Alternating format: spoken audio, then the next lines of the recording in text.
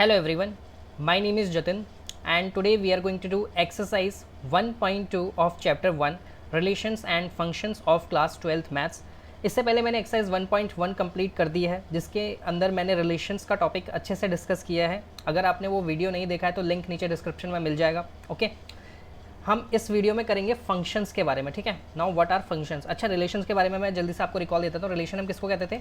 When every element of A is related with every element of B. मान लो आपके पास ये दो सेट हैं। सेट ए में कंटेन करते हैं 3 एलिमेंट्स 1, 2, 3 एंड सेट बी में 5, 6 है। तो रिलेशन आप कैसे लिखते थे? ए क्रॉस बी करके लिखते थे। ठीक है, 1, 5, 1, 6, 2, 5 एंड 2, 6 ऐसे आप एक रिलेशन बनाते थे। ओके, तो ये रिलेशंस के बारे में हमने अच्छे से डिस्कस कर लिया है।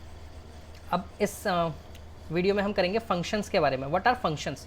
देखो, फंक्शंस को ना मैं पहले एग्जांपल से आपको समझाता हूँ, फिर उसके फीचर्स में लिख दूंगा। तो मैं साइड में यहाँ फंक्शंस लिख देता हूँ। अब एग्जांपल से समझो। मान लो आपके पास कोई फंक्शन है, लीनियर फंक्शन है y = 3x। ठीक है, y = 3x and x belongs to real number. ठीक है, रियल नंबर्स में कौन कौन आते हैं? सारे नंबर्स आते हैं, इर्रेशनल प्लस रैशनल दोनों नंबर्स आते हैं रियल नंबर्स में। ओके, x बिलोंग करता है रियल में। ठीक है, तो यहाँ आप x कोऑर्डिनेट लिखोगे, यहाँ आप y कोऑर्डिनेट लिखोगे। ओके, x में 1 डालोगे तो y का वैल्यू आपको 3 मिलेगा। ओके, क्योंकि y = 3x है। x में 2 डालोगे तो y का वैल्यू 6 मिलेगा। x में 3 डालोगे y का वैल्यू 9 मिलेगा एंड सो ऑन। ठीक है, 4 डालोगे तो 12 मिलेगा। ओके, तो आपको यहाँ से दिख रहा होगा कि 1 की पेयरिंग हो रही है 3 के साथ, 2 की पेयरिंग हो रही है 6 के साथ, 3 की पेयरिंग हो रही है 9 के साथ एंड 4 की पेयरिंग हो रही है 12 के साथ। ओके, ये पेयरिंग कर रहे हैं हम इसको, तो ये भी एक रिलेशन ही है। ठीक है, रिलेशन कुछ इस तरीके से डिफाइन है कि आपकी 1 की पेयरिंग हो रही है 3 के साथ, 2 की 6 के साथ, 3 की 9 के साथ एंड 4 की 12 के साथ हो रही है। ओके, तो ये एक फंक्शन का एग्जाम्पल है। अब मान लो मैं एक और फंक्शन लूँ y = x², y = x² और मैं आपको बताऊँ कि again x belongs to real numbers. ठीक है, x में आप कोई भी रियल नंबर डाल सकते हो। तो 1 का स्क्वायर 1। ठीक है, यहाँ आप लिखोगे x और यहाँ लिखोगे y। ठीक है, 1 का स्क्वायर 1, -1 का स्क्वायर भी 1, 2 का स्क्वायर 2, -2 2 का स्क्वायर 4 एंड -2 का स्क्वायर भी 4। तो आपने देखा कि 1 की पेयरिंग किसके साथ हो रही है? 1 के साथ। -1 की भी किसके साथ हो रही है? 1 के साथ।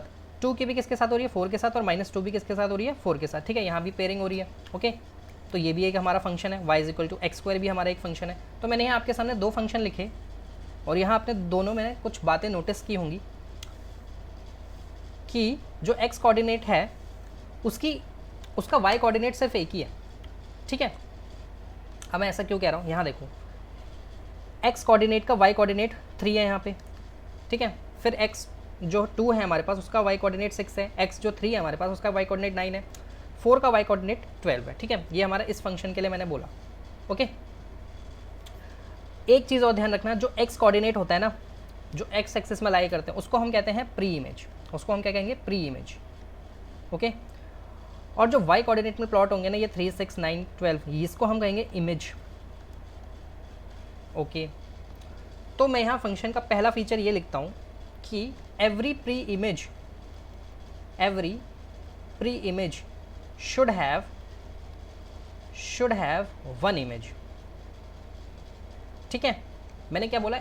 एक प्री इमेज का एक इमेज होना चाहिए। अब नीचे वाला एग्जांपल देखो, 1 का प्री इमेज 1 है, -1 क्या कह रहा हूँ? हाँ, 1 का प्री इमेज 1 है, -1 जो कि प्री इमेज है हमारे पास उसका इमेज 1 है। ठीक है, अब देखो 1 की मैपिंग हो रही है 1 के साथ, ये हमारा प्री इमेज है और ये हमारा इमेज है। ठीक है, -1 की मैपिंग भी हो रही है 1 के साथ। क्या ये डेफिनेशन को सेटिस्फाई कर रहा है? बिल्कुल कर रहा है, बिल्कुल कर रहा है, ये डेफिनेशन को सेटिस्फाई, क्योंकि दोनों की प्री इमेज तो एक ही है ना। दोनों की 1 है लेकिन है तो एक ही। -1 भी 1 के साथ जा रहा है, माइनस और 1 भी 1 के साथ जा रहा है। ठीक है, 1 भी 1 के साथ जा रहा है, -1 भी 1 के साथ जा रहा है, लेकिन दोनों की पेयरिंग तो एक ही है ना, एक ही के साथ हुई है ना। ओके, तो तब ये फंक्शन नहीं होता जब प्री इमेज की 2 इमेज होती। मान लो 1 जा रहा है 2 के साथ भी, 1 जा रहा है -2 के साथ भी। अगर 1 की 2 प्री इमेज हो जाती, मतलब 2 इमेज हो जाती, इस प्री इमेज की 2 इमेज हो जाती, तब हम कहते हैं वो फंक्शन नहीं है। ये फंक्शन नहीं है अभी, ये इस डेफिनेशन को वॉयलेट कर दिया, ये वाली डेफिनेशन जो फीचर मैंने लिखा, every pre image should have one image, ठीक है। तो एक प्री इमेज का एक ही इमेज होना चाहिए, यहाँ एक प्री इमेज का दो इमेज बन रहे हैं। तो यहाँ सेकंड फीचर भी मैं ऐसे लिख सकता हूँ। सेकंड फीचर देखो कि image can have two pre image but image की जगह लिखो वन इमेज, ठीक है। One image can have two pre image but one pre image cannot have two images, cannot have two images। Please इस बात को ध्यान से समझो, ठीक है। ये जो वन प्री इमेज है ना, एक प्री इमेज, यानी यहाँ पे मैंने एग्जांपल लिया वन का, इसकी दो इमेजेस नहीं हो सकती, वो फंक्शन नहीं होगा हमारा। एक इमेज की दो प्री इमेज हो सकती हैं, जैसे यहाँ पे देखो इस वाले एग्जांपल में वन का प्री इमेज वन भी है, वन का प्री इमेज -1 भी है, ठीक है। वन का प्री इमेज वन भी है और वन का प्री इमेज -1 भी है। अगर मैं यहाँ से वन गायब भी कर दूँ तो इसको मैं यहाँ मैप कर दूंगा। 4 का प्री इमेज 2 भी है, 4 का प्री इमेज -2 भी है। तो एक इमेज को अलाउड है दो प्री इमेज रखना, एक इमेज को अलाउड है दो प्री इमेज रखना, लेकिन एक प्री इमेज को अलाउड नहीं है दो इमेज रखना, ठीक है। आप ऐसे समझो कि एक प्री इमेज को मान लो लड़का और इमेज को मान लो लड़की, ठीक है। प्री इमेज को लड़का मान लो और इमेज को मान लो लड़की। एक लड़का दो शादियां नहीं कर सकता, लेकिन लड़की, जिसको हम फेवर भी करते हैं हम सोसाइटी में, वुमेन एम्पावरमेंट से समझो कि लड़की दो लड़कों से शादी कर सकती है, ठीक है। लड़की जो है वो दो लड़कों से शादी कर सकती है, मतलब इमेज जो है वो दो प्री इमेज के साथ जा सकता है, लेकिन लड़का जो है वो दो शादियां नहीं कर सकता, दो लड़कियों से शादी नहीं कर सकता, ऐसे समझो। तो अब ये दो डेफिनेशन आपको समझ में आ गई होंगी, ठीक है। और इससे आपका फंक्शन भी क्लियर हो गया होगा कि फंक्शन हम किसको कहते हैं, ठीक है। पहली बात तो प्री इमेज का एक इमेज होना चाहिए, एक ही इमेज होना चाहिए, ओके। इमेज के दो प्री इमेज चलेंगे, ठीक है, लेकिन एक प्री इमेज के दो इमेजेस नहीं चलेंगे, एक प्री इमेज के दो इमेजेस नहीं चलेंगे। ये दोनों को अच्छे से समझ लो, साथ में एग्जांपल्स भी देख लो, और अगर नहीं समझ में आए तो वीडियो रिवाइंड करो अभी भी और फिर दोबारा यहाँ तक आओ, ठीक है। अच्छे से समझ के ही आगे बढ़ना, ओके। तो फंक्शंस आपको समझ में आ गया।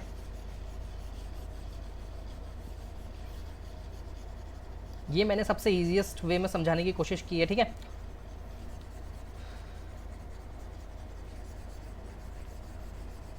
तो अब हम पढ़ते हैं क्लासिफिकेशन ऑफ फंक्शन, मतलब फंक्शंस के क्या क्या टाइप होते हैं। नेक्स्ट टॉपिक है हमारा, इसको हटाओ ना, क्लासिफिकेशन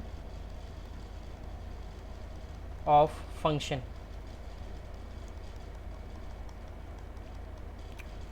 देखो फंक्शन हमारे काफ़ी टाइप के होते हैं, 4 टाइप के बेसिकली होते हैं। एक होता है हमारा सबसे पहला इनटू फंक्शन, फिर होता है ऑन टू फंक्शन जिसको हम सर्जेक्टिव भी कहते हैं, सर्जेक्टिव फंक्शन, अभी सबके बारे में डिटेल में पढ़ते हैं। फिर होता है हमारा वन फंक्शन, फिर होता है हमारा मैनी वन फंक्शन, ठीक है।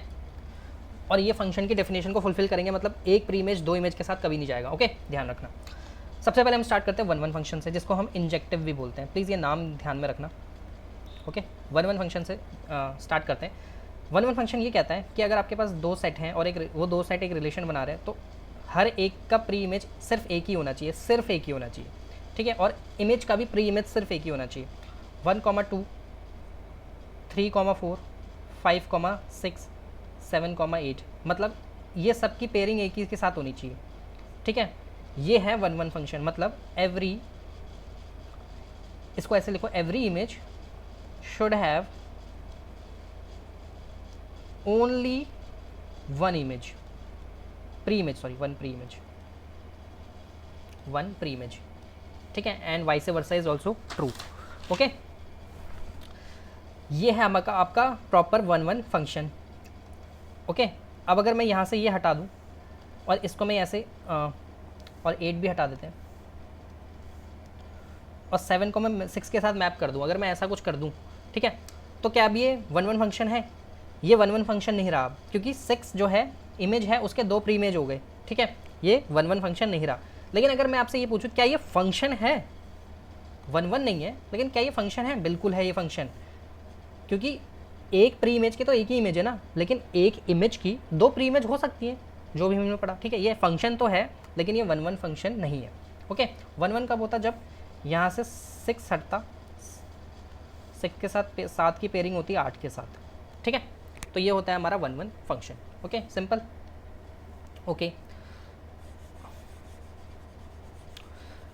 अब मेरी बात ध्यान से समझना, जो हमारे एक्स कोऑर्डिनेट में लाई होते हैं ना, जो चीज़ें हमारे एक्स कोऑर्डिनेट में चलती हैं, जो इसको हम कहते हैं डोमेन, जो कि आपने क्लास 11 में भी पढ़ा हुआ है। और जो जिनकी पेयरिंग हो जाती है, जिनके जो इमेजेस होती है ना, उनको हम कहते हैं रेंज, जिनके साथ पेयरिंग हुई है। और जो पेयरिंग कर रहे हैं उनको हम कहेंगे डोमेन प्री इमेज, ठीक है।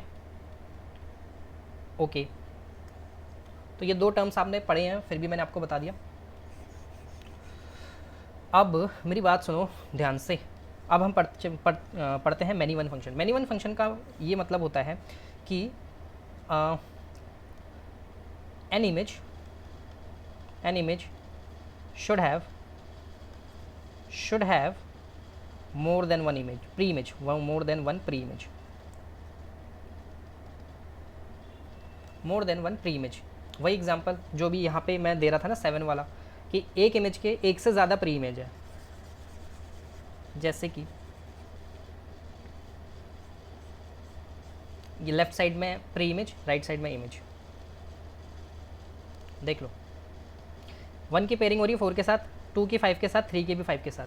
ये फंक्शन भी है और मैनी वन भी है, क्योंकि एक इमेज की 5 की एक से ज़्यादा प्री इमेज है, 2 और 3 उसके प्री इमेज हो गए ना, ठीक है। ओके, तो मैनी वन भी समझ गए अब, और 1 1 भी समझ गए। अब चलते हैं हम ऑन टू फंक्शन में, सर्जेक्टिव फंक्शन हम जिसको बोलते हैं। इसका मतलब ये होता है कि every image should have at least बोला है मैंने, कम से कम 1 प्री इमेज। एक से ज़्यादा भी चलेंगी लेकिन एक तो कम से कम होनी ही चाहिए।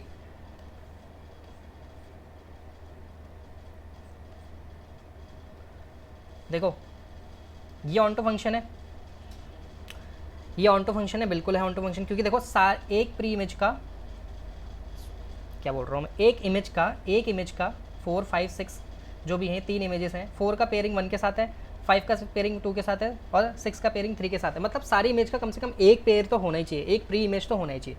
सारी इमेजेस का कम से कम एक प्री इमेज तो होना ही चाहिए। कब ये नहीं होता ऑन टू फंक्शन, कब ये नहीं होता, अगर ये ऐसा होता।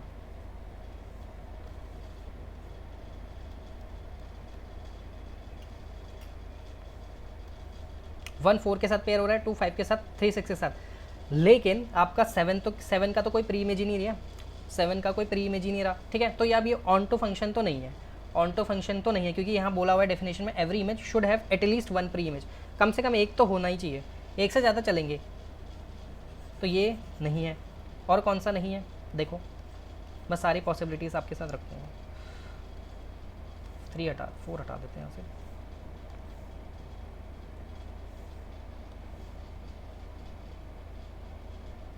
ठीक, 1 का पेयरिंग 5 के साथ है, 2 का पेयरिंग 5 के साथ है, 3 का पेयरिंग 5 के साथ है। क्या अभी भी ये ऑन टू फंक्शन है? बिल्कुल नहीं है, क्योंकि 6 का पेयरिंग तो हुआ ही नहीं, 6 का प्री इमेज तो बैठा ही नहीं हुआ, कोई 6 का प्री इमेज तो बैठा ही नहीं हुआ।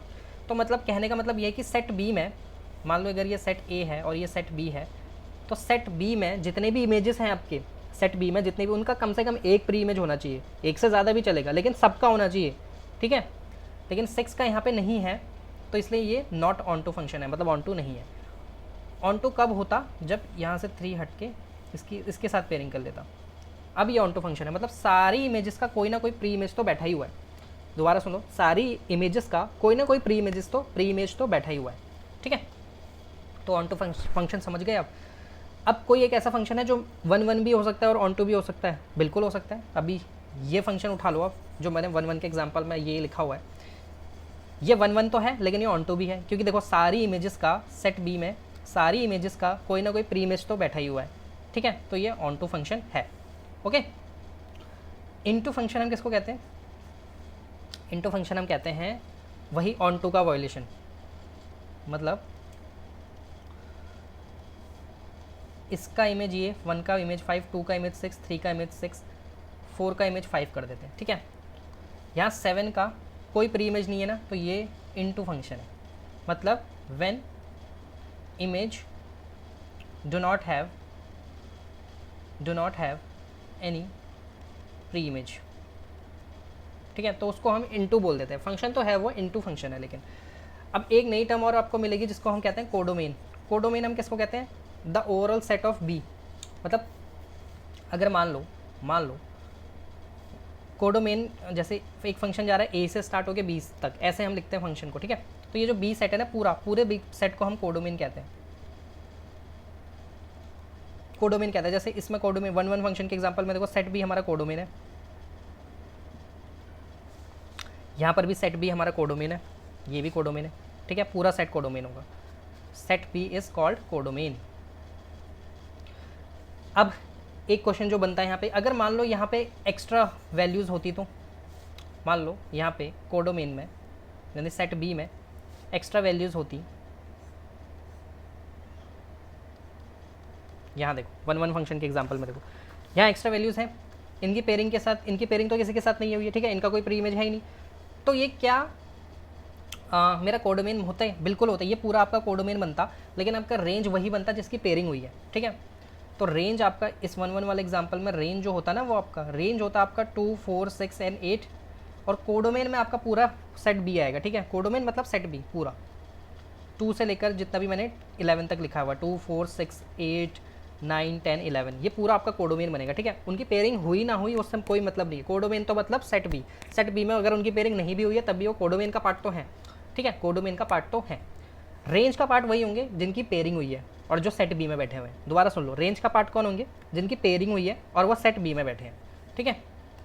तो रेंज ये रहा आपका 2, 4, 6, 8, क्योंकि इनकी पेयरिंग हुई है, इनका प्री इमेज बैठा हुआ है। कोडोमेन में पूरे सेट बी आएंगे, ठीक है, उसमें कोई दिक्कत नहीं है। ओके, अब क्वेश्चंस में आपको कैसा देखने को मिलेगा? अच्छा, मेरी एक बात यहाँ से दोबारा सुन, यहाँ पे एक बात सुनो मेरी, क्या ये फंक्शन अब ऑन टू है? ये फंक्शन ऑन टू है, ये 1 का जो मैंने अभी एग्जांपल दिया है ये वाला, क्या ये फंक्शन अभी ऑन टू है? नहीं है ना ऑन टू, क्यों? क्योंकि 9, 10 का और 9, 10, 11 का प्री इमेज कोई है नहीं, प्री इमेज कोई है नहीं, ठीक है। अगर इनका प्री इमेज होता तो ये रेंज का पार्ट होते, लेकिन अब ये प्री इमेज इनका है नहीं, ठीक है। और ऑन टू की डेफिनेशन पढ़ लो, एवरी इमेज शुड हैव एटलीस्ट 1 प्री इमेज, ठीक है, एवरी इमेज शुड हैव एटलीस्ट 1 प्री इमेज, कोई ना कोई एक प्री इमेज तो होना चाहिए, लेकिन 9, 10, 11 का तो कोई प्री इमेज नहीं है, ठीक है। तो ये अगर इनका प्री इमेज भी नहीं है तो मतलब इनका ये रेंज का पार्ट भी नहीं है। सो यहाँ से एक डेफिनेशन निकल के आती है, कि when a range is not equal to codomain then the function is not onto. अब ये फंक्शन ऑन टू तो नहीं है ना, तो वही बस मैंने लिखा है, जब रेंज कोडोमेन के इक्वल ही नहीं है उनकी, तो मतलब कोडोमेन बड़ा है, कोडोमेन में कुछ एक्स्ट्रा एलिमेंट्स ऐसे हैं जिनका कोई पेयरिंग ही नहीं हुआ, इसका मतलब तो ये हुआ ना कोडोमेन बड़ा है। ये देख लो एग्जांपल में 9, 10, 11 का कोई पेयरिंग ही नहीं हुआ, रेंज में कौन है? सिर्फ 2, 4, 6 और 8 है, तो रेंज में 4 एलिमेंट, कोडोमेन में 7 एलिमेंट, तो इक्वल तो नहीं है, ठीक है। तो जब रेंज और कोडोमेन इक्वल ही नहीं हुए तो हम कहते हैं function is not onto. लेकिन अगर मान लो अगर मैं इनकी भी पेयरिंग किसी के साथ बैठा दूँ, यहाँ पे इसको एक्सटेंड कर देते हैं 11, 12, 13, ठीक है, और 9 की पेयरिंग कर दूँ मैं, 9 का प्री इमेज है 11, 10 का प्री इमेज है 12, 11 का प्री इमेज है 13, अगर मैं ऐसा कुछ कर दूँ, ठीक है, तो अब क्या ये कोडोमेन का पार्ट तो अभी भी सेट भी है, लेकिन अब 9, 10, 11 भी रेंज का पार्ट हो गए, ठीक है। अब रेंज आपका 9, 10, 11 भी इंक्लूड हो गए, 2, 4, 6, 9, 10 एंड 11, ठीक है। और कोडोमेन तो सेट भी ही रहेगा पूरा, 2, 4, 6, 8, 9, 10, 11, ठीक है। तो देखो ये दोनों इक्वल हो गए। अब जब रेंज और कोडोमेन इक्वल हो जाए, मतलब सारी इमेज का कोई ना कोई एक प्री इमेज तो है, तो हम इसको कहेंगे function is onto, function is onto, ठीक है। सारी इमेज का कोई ना कोई प्री इमेज तो मिल गया सबको, ठीक है, सबकी पेयरिंग हो गई, तो वो रेंज का पार्ट भी हो गए, वो रेंज का पार्ट हो गया, और सेट बी में तो होते ही कोडोमेन है, तो कोडोमेन और रेंज दोनों बराबर हो गए। जब कोडोमेन और रेंज दोनों बराबर हो जाते हैं तो हम उसको कहते हैं ऑन टू फंक्शन, ठीक है, क्योंकि सारी इमेज की पेयरिंग हो गई है। ओके, तो मोटा मोटा यही है कि अगर, और ये क्वेश्चन में कैसे फ्रेम होगा, मैं इसको मिटा दूँ यहाँ पे, क्वेश्चन आपको ऐसे देखने को मिलेगा, देखो यहाँ पे फंक्शन को हम f बोलते हैं, a टू बी, ठीक है, b where r belongs to r, ठीक है।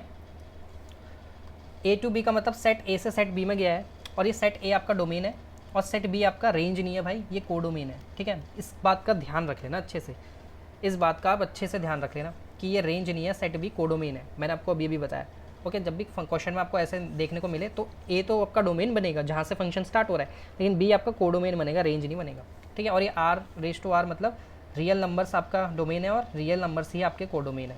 और रियल नंबर्स में कौन कौन इंक्लूड होते हैं आपको सबको पता है। रियल नंबर्स में क्या क्या इंक्लूड होते हैं, नेचुरल, होल, इंटीजर्स, इंटीजर्स को हम जेड से डिनोट करते हैं, रैशनल भी इंक्लूड होता है जिसको हम क्यू से डिनोट करते हैं, प्लस इरेशनल। सब कुछ जितने भी ब्रह्मांड में नंबर है सब रियल नंबर्स हैं, ठीक है। तो आपका रियल नंबर्स भी डोमेन है और रियल नंबर्स कोडोमेन भी है, ठीक है। और डोमेन आपका एक्स एक्सेस में प्लॉट होता है, कोडोमेन आपका वाई एक्सेस में प्लॉट होता है। इन चीज़ों का भी ध्यान रखना, ठीक है। क्वेश्चन में अगर ऐसे देखने को मिले तो ये समझ लेना ये डोमेन है और ये कोडोमेन है, ठीक है। अब हम पढ़ेंगे कुछ क्वेश्चंस कर लेते हैं हम रेंज के ऊपर, रेंज और डोमेन के ऊपर, क्योंकि वो क्वेश्चन इंपॉर्टेंट है। ये क्लास 11th का टॉपिक है लेकिन मुझे वो करवाना पड़ेगा क्योंकि रेंज को डोमेन आपको निकालना आना चाहिए, ठीक है। तो हेडिंग डालते हैं, स्टार्ट कर रहे हैं भाई, एक्सरसाइज 1.2 भी स्टार्ट कर रहे हैं। 2 मिनट रुक जाओ बस, डोमेन एंड रेंज के ना कुछ क्वेश्चंस कर लो भाई। पानी पी लेता हूँ पहले मैं।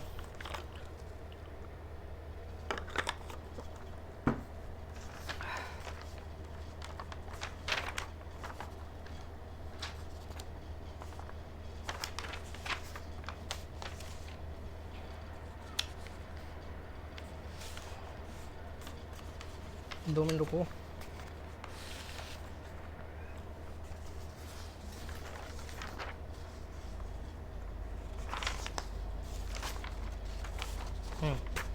देखो पहले डोमेन का मतलब आपको समझ में आ गया ना कि वो एक्स जो कि एक्स एक्सिस में लाई करेंगे और रेंज मतलब जो वाई एक्सिस में लाई करेंगे और दोनों की पेयरिंग होना ज़रूरी है। अब बात सुनो ध्यान से, मैथमेटिक्स में हम कभी भी डिनोमिनेटर में ज़ीरो को एक्सेप्ट नहीं करते, ठीक है। Denominator should not be equal to zero, ठीक है। और मैथमेटिक्स में हम रूट के अंदर नेगेटिव भी एक्सेप्ट नहीं करते, ठीक है। We can't accept, we don't accept, ठीक है। तो ध्यान रखना आपका डिनोमिनेटर कभी भी ज़ीरो नहीं बनना चाहिए और रूट के अंदर कभी भी नेगेटिव नहीं आना चाहिए। रूट के अंदर क्या आना चाहिए, हमेशा पॉजिटिव वैल्यू या ज़ीरो, ठीक है, पॉजिटिव या ज़ीरो। और डिनोमिनेटर कभी भी ज़ीरो नहीं बनना चाहिए। ये दो बातें ध्यान रखना। अब मेरी बात सुनो, डोमेन की डेफिनेशन क्या होती है, all X values for which Y is defined, वो सारी एक्स की वैल्यू जिससे वाई डिफाइन हो जाए। और इसी का उल्टा होती है range, all Y values for which X is defined, ठीक है। वो सारी वाई की वैल्यू जिसमें एक्स आपका डिफाइन हो जाए, ठीक है। ओके, तो मैं इसको मिटा दूँ, हाँ मिटा देते हैं, लिखने के बाद आप मिटाना, ठीक है। अब इसका मतलब क्या है, देखो मान लो आपको एक क्वेश्चन मिला हुआ है y is equal to 1/x-2 और आपको बोला हुआ है कि फाइंड डोमेन करो, फाइंड डोमेन। तो मैंने क्या बोला डोमेन की डेफिनेशन में, all the x values for which y is defined. मतलब आपको y को अनडिफाइंड नहीं करना। y अनडिफाइंड कब होगा, जब डिनोमिनेटर जीरो हो जाएगा। अभी भी मैंने बताया मैथमेटिक्स में हम डिनोमिनेटर में जीरो एक्सेप्ट नहीं करते। तो अगर इसका डिनोमिनेटर जीरो हो जाता है तो ये 1/0 बन जाएगा, नॉट डिफाइंड कहते हैं हम इसको। तो y नॉट डिफाइंड हो जाएगा, y नॉट डिफाइंड हो जाएगा, जो कि हमें नहीं करना है, ओके, जो कि हमें नहीं करना है, ठीक है। तो डोमेन में x की वो वैल्यूज़ लेनी है जिससे डिनोमिनेटर आपका जीरो ना बन जाए। अगर डिनोमिनेटर जीरो हो गया ना, अगर आपने x की वैल्यू में मतलब कुछ ऐसा डाल दिया जैसे डिनोमिनेटर जीरो हो जाए तो आपका y अनडिफाइंड हो जाएगा, जो कि आपका डोमेन का पार्ट नहीं होगा। डोमेन में वही x आएगा जिसके लिए आपका y डिफाइन होना चाहिए। y डिफाइन मतलब y की वैल्यू ज़ीरो डिनोमिनेटर में नहीं होनी चाहिए और y की वैल्यू रूट के अंदर नेगेटिव नहीं होनी चाहिए, ठीक है। तो देखो मतलब डिनोमिनेटर आपका जीरो बनने के चांसेस हैं यहाँ पे, तो denominator should not be equal to zero, मतलब x-2 should not be equal to zero. अभी भी मैंने आपको बताया दो ही कंडीशन यहाँ ध्यान रखनी है, या तो डिनोमिनेटर जीरो ना बने या तो रूट के अंदर नेगेटिव ना है, ठीक है। बाकी सब एक्सेप्ट। तो यहाँ डिनोमिनेटर का क्वेश्चन है तो ये डिनोमिनेटर जीरो नहीं होना चाहिए। तो डिनोमिनेटर जीरो नहीं होना चाहिए मतलब x की वैल्यू 2 नहीं होनी चाहिए। So x belongs to all real except 2। अगर x की वैल्यू 2 रख दिया आपने तो आपका डिनोमिनेटर जीरो हो जाएगा, और डिनोमिनेटर अगर जीरो हो गया तो y की वैल्यू अनडिफाइंड हो जाएगी। उसके मर्जी, उसके अलावा चाहे आप x में कुछ भी डालो, ठीक है। सो यहाँ मैंने लिखा है x belongs to all real except 2। 2 नहीं डाल सकता, बाकी सब डाल सकता हूँ, तो ये आपकी डोमेन हो गई। इन सब के लिए आपका वाई डिफाइन होगा, ठीक है, कुछ ना कुछ वैल्यू तो आएगी ना वाई की। तो ये डोमेन ऐसे निकालते हैं भाई। एक और क्वेश्चन मिल जाए मुझे। अच्छा ये देखो क्वेश्चन है आपके पास F x is equal to, ठीक है, अब रूट का क्वेश्चन देखो, तो y is equal to under root X minus two. मैंने क्या बोला, रूट के अंदर कभी भी नेगेटिव नहीं आना चाहिए। इसका मतलब x माइनस टू या तो जीरो हो जाए या तो पॉजिटिव होना चाहिए, ठीक है। इसका मतलब क्या, x is greater than two होना चाहिए, ठीक है, x की वैल्यू टू से बड़ी होनी चाहिए। तो इसकी डोमेन क्या हो जाएगी, टू टू इन्फिनिटी, टू से लेकर इन्फिनिटी तक आप जितनी मर्जी वैल्यू ले लो, 2 3 4 5 6, कुछ ना कुछ तो आएगा ना, लेकिन वो डिफाइन होगा। रूट के अंदर नेगेटिव नहीं होना चाहिए, मतलब अगर 2 से कम ले लोगे आप, यहाँ 1 ले लोगे तो 1 माइनस टू माइनस 1 हो जाएगा, तो रूट के अंदर नेगेटिव आ जाएगा ना। रूट के अंदर नेगेटिव एक्सेप्ट नहीं है, तो एक्सेप्ट क्या है, ये सारी वैल्यूज़। तो ये आपका डोमेन है, ठीक है। आई होप आपको डोमेन अच्छे से समझ में आ गया। एक और क्वेश्चन कर लेते हैं, अभी रेंज के भी कराऊंगा मैं, तुम टेंशन मत लो। एक्सरसाइज 1.2 में हम आएंगे, लेकिन पहले ना बेस अच्छे से स्ट्रॉन्ग कर लेते हैं हम। जब बेस अच्छे से स्ट्रॉन्ग हो जाएगा ना तो आगे हम अच्छे से, ठीक है। मान लो अगर आपका पास ये क्वेश्चन है, तो यहाँ तो डिनोमिनेटर और रूट दोनों मिक्स हो गए, ठीक है। तो मतलब आपका रूट के अंदर माइनस भी नहीं आना चाहिए, रूट के अंदर माइनस नहीं आना चाहिए, मतलब रूट पॉजिटिव होना चाहिए, पॉजिटिव या तो जीरो बन जाए।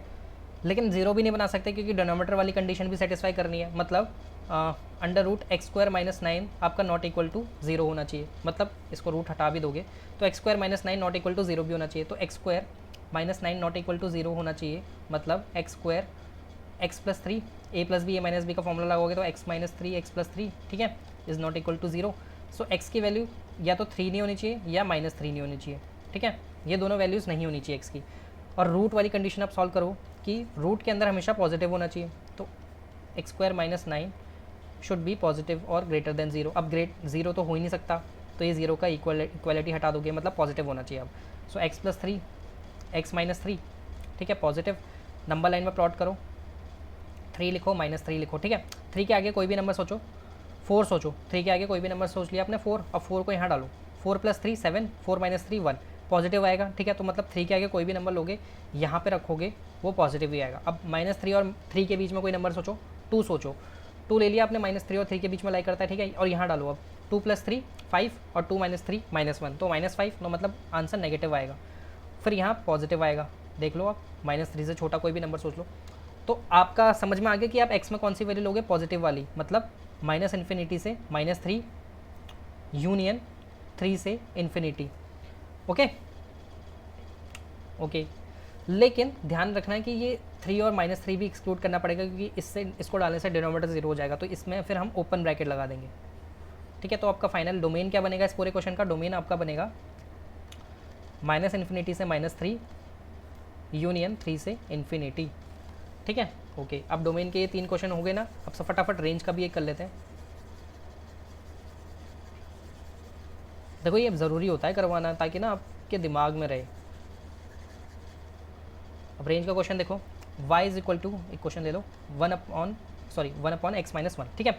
अब इसमें क्वेश्चन में बोला फाइंड रेंज, मैंने रेंज की डेफिनेशन क्या बताई थी, all y values for which x is defined. तो y वैल्यूज़ निकाली ना, तो y की वैल्यू यहाँ से फाइंड करो, x माइनस 1 को उस तरफ ले जाओ, 1 y को नीचे ले जाओ, x is equal to 1 upon y plus 1, ठीक है। अब y आ गया डिनोमिनेटर में, तो ऑल y वैल्यूज़, y में आप क्या एक्सेप्ट नहीं करोगे, जीरो एक्सेप्ट नहीं करोगे, so y belongs to all real except zero. ये हो गई आपकी रेंज, ठीक है। यहाँ y के साथ खेलोगे, डोमेन में x के साथ खेलते थे, ठीक है। अब देखो एक क्वेश्चन और देखो रेंज का ही, मान लो ये क्वेश्चन है y इज इक्वल टू का है question, under root X square plus 4, ठीक है। अब यहाँ पे आपको x y की वैल्यू अलग से निकालने की ज़रूरत नहीं, मतलब x की वैल्यू अलग से निकालने की ज़रूरत नहीं, y की वैल्यू से ही काम हो जाएगा। देखो ये रूट के अंदर एक्स स्क्वायर है, और आपको पता है एक्स स्क्वायर, एक्स के अंदर कोई भी वैल्यू डालोगे स्क्वायरिंग करके वो पॉजिटिव ही आएगा, ठीक है। एक्स के अंदर कोई भी वैल्यू डालोगे स्क्वायरिंग करके वो पॉजिटिव ही आएगा, ओके।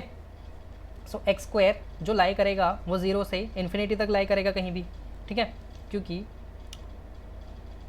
एक्स स्क्वायर की जो मिनिमम वैल्यू होगी वो तो जीरो ही हो सकती है ना, जीरो से नीचे माइनस 1 कभी एक्स स्क्वायर कभी माइनस 1 होगा नहीं, वो स्क्वायरिंग हो गया पॉजिटिव ही हो जाएगा। सो एक्स स्क्वायर तो जीरो से ही स्टार्ट होगा, ठीक है, और इन्फिनिटी तक जा सकता है। अब यहाँ में एक्स स्क्वायर प्लस 4 बोला है तो प्लस 4 कर दो और प्लस 4, ठीक है। सब तरफ +4 करा ना, okay, infinity +4 is infinity only. फिर इसका रूट करने के लिए बोल रहा है तो फिर रूट भी कर दो, ठीक है। तो आपकी जो रेंज होगी वो ये होगी 2 से लेकर इन्फिनिटी, ठीक है, 2 से लेकर इन्फिनिटी। मतलब y की वैल्यू ये होगी कि आपकी जो y की वैल्यू की रेंज है वो कहाँ तक जाएगी, मिनिमम 2 बन सकती है, मैक्सिमम इन्फिनिटी बन सकती है, ओके। क्योंकि अगर आप 2 से छोटी वैल्यू लेने की कोशिश करोगे, देखो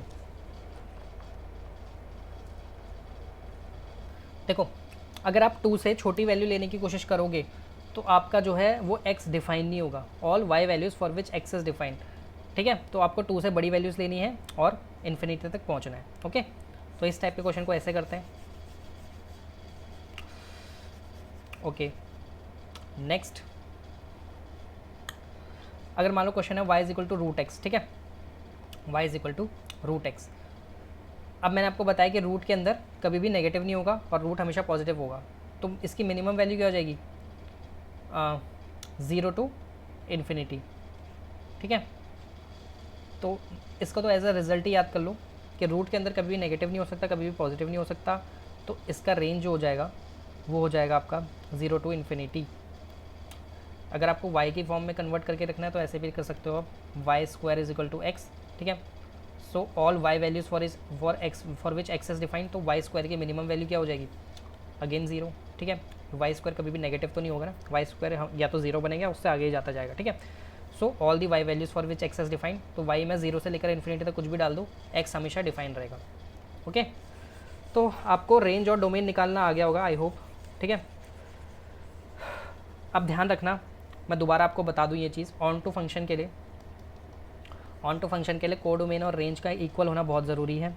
अगर ये दोनों इक्वल नहीं है तो वो ऑन टू फंक्शन नहीं है, ध्यान रखना इस चीज़ का। क्वेश्चन नंबर 1 में चलते हैं, आप काफ़ी एक्सप्लेनेशन हो गई। क्वेश्चन नंबर 1 है, show that the function where f belongs to R to R मतलब ये डोमेन है और ये कोडोमेन है, ध्यान रखना।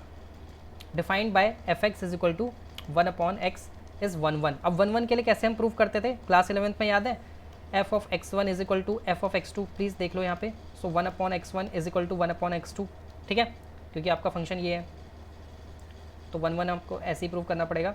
सो x2 is equal to x1, ठीक है, तो मतलब ये 1 है, मतलब इस इमेज का एक ही प्री इमेज आया, ठीक है। fx2 का, सॉरी ये x2 ना, हाँ इसको रिवर्स कर दो, x1 is equal to x2, ठीक है, रिवर्स भी कर सकते हो आप। तो इसका प्री इमेज ये है और इसका प्री इमेज ये है, ठीक है। दोनों का प्री इमेज, अगर ये दोनों का ये दोनों इमेजेस हैं, ठीक है, तो दोनों का प्री इमेज भी यही है, x1 is equal to x2, ठीक है। अगर वो दोनों एक ही चीज़ है तो उसका प्री इमेज भी एक ही चीज़ है, ठीक है। इक्वालिटी का साइन इसलिए लगाया हुआ है यहाँ पे, ये देखो, ठीक है। अगर ये कंडीशन फुलफिल हो जाती है तो मतलब आपका फंक्शन 1 है, याद होगा आपको क्लास 11th में। और इसका मतलब भी मैंने आपको बता दिया, दो इमेज सेम है, दो इमेज को मैंने पहले अलग अलग माना, ठीक है, अगर और फिर मैंने इक्वालिटी का साइन लगाया तो मतलब वो दो इमेज सेम है। अगर उनका ही प्री इमेज भी सेम आ जाए, दो इमेज सेम है, उनका प्री इमेज भी सेम आ जाए, तो मतलब एक ही प्री इमेज का एक ही इमेज था वो, इसका मतलब होता 1, ठीक है। अब इसको ऑन टू के लिए हम कैसे करेंगे, देखो ऑन टू के लिए आप कैसे करोगे, इसका मतलब ये होता है रेंज निकालोगे। अगर रेंज कोडोमेन के इक्वल आ गया, आपका कोडोमेन क्या है, आर, रियल नंबर्स, ठीक है, तो हम इसको कह देंगे ऑन टू फंक्शन। देखो x is equal to 1/y कर लो, y को x के टर्म्स में लिख लो, all the y values for which x is defined, so y belongs to r except 0, क्योंकि हम 0 एक्सेप्ट नहीं कर सकते, ठीक है। और यहाँ पे इसने डिफाइन भी किया मेरे ख्याल से, where r is the set of all non zero real numbers, तो यहाँ भी तो देखो ऑल नॉन जीरो ही आ रहा है हमारा आंसर। तो ये जो कोडोमेन है ना, इसने डिफाइन करके खुद दिया हुआ है कि 0 के अलावा सब कुछ।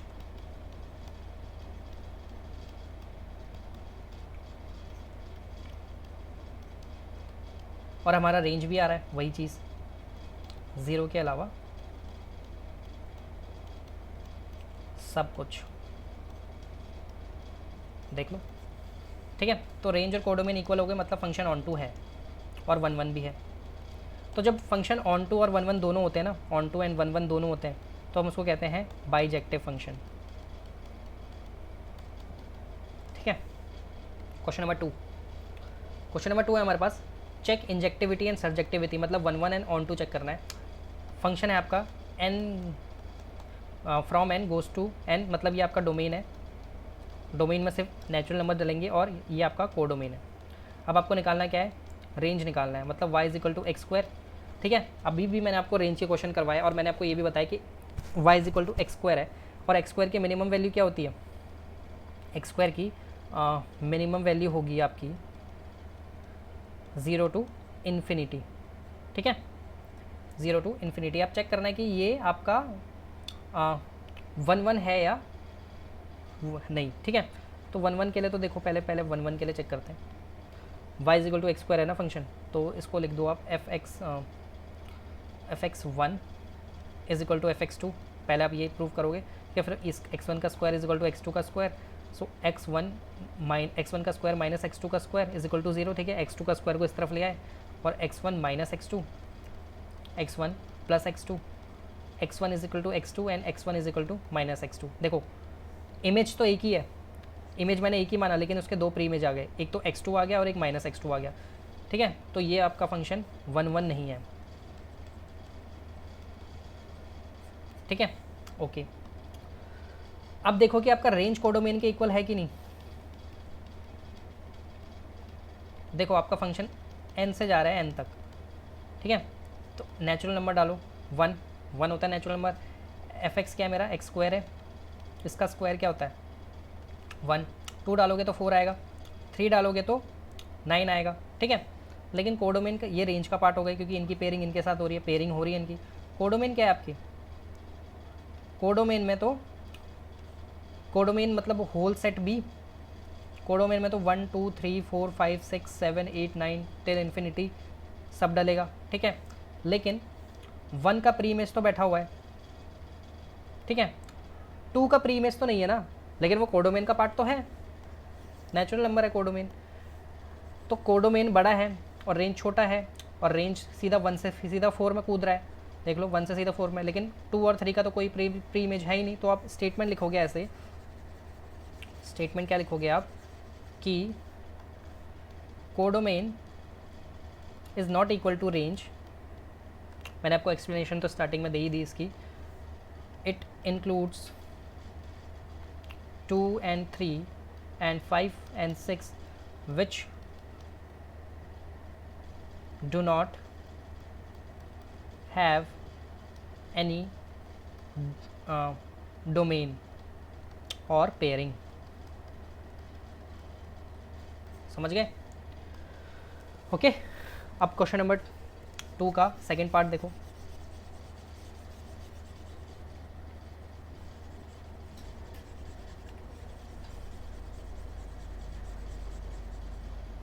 प्लीज़ स्टार्टिंग वाली एक्सप्लेनेशन दोबारा देख लेना, अगर नहीं समझ में आई तो उसको बार बार देखो। फंक्शन आपका f x is equal to x square, f x को मैं वाई भी लिख सकता हूँ, तो y is equal to x square. ठीक है, अब देखो डोमेन है आपका z यानी इंटीजर, यानी माइनस वाले प्लस वाले सारे इंक्लूड होंगे, और कोडोमेन भी क्या है आपका इंटीजर है, माइनस वाले प्लस वाले सब इंक्लूड होंगे। -1 -2 -3 +1 +2 +3। पॉइंट वाले इंक्लूड मत कर देना भाई, पॉइंट वाले फ्रैक्शन वाले को वो इंक्लूड मत कर देना, वो रैशनल नंबर होते हैं। ठीक है, सिर्फ सिंपल नंबर्स।